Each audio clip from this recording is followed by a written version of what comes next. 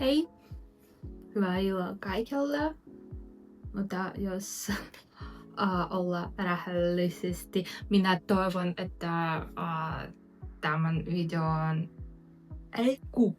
ei koskaan näkee. Siis minä haluaisin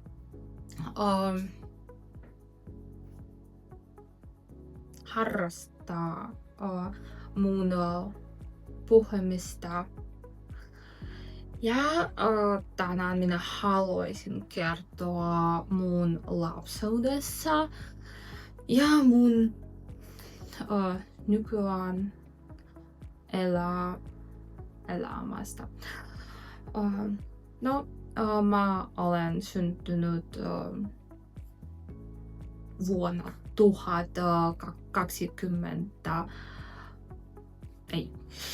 Minä olen syntynyt vuonna 1998 aurinkoisessa kaupungissa Krasnodar.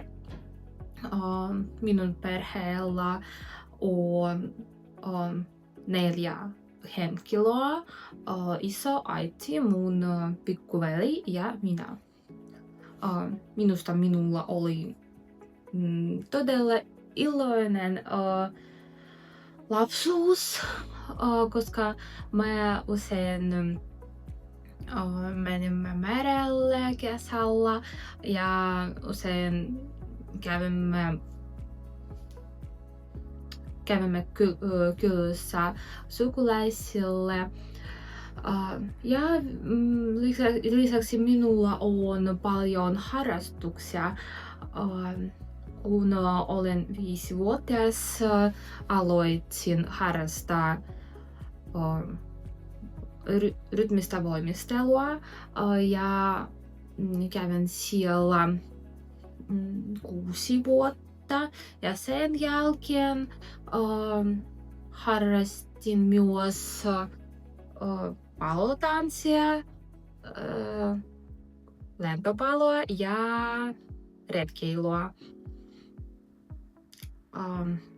Kun lopetin koulun, mä lähdin Pietarin opiskelemaan ammattikorkeakouluun rautatieinsinööriksi ja opiskelen siellä 5 vuotta.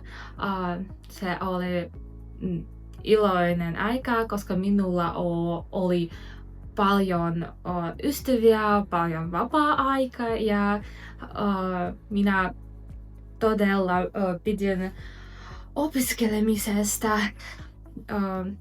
Ja lisäksi ensimmäisellä kurssilla minä tavasin mun mieheni Nick, kun olimme toissa kahvilassa yhdessä.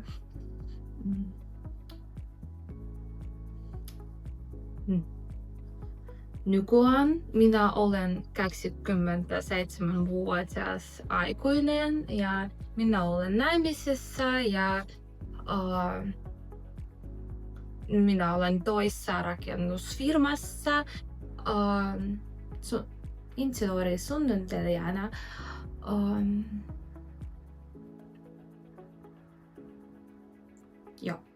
Minua harrastaa jogaa ja suomen kieliä. Ja joskus minä ajattelin, mitä minä voisin tehdä, ja tulin siihen päätökseen, että haluaisin ottaa suomen kieli haltuun ja hakea opiskelemaan Suomeen.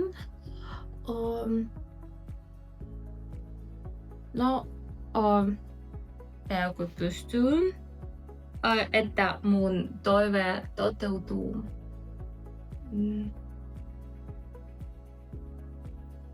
Varmasti se on kaikki, mitä minä haluaisin kertoa mun ensimmäisessä videossa tämässä blogissa. Moi moi! Agdan!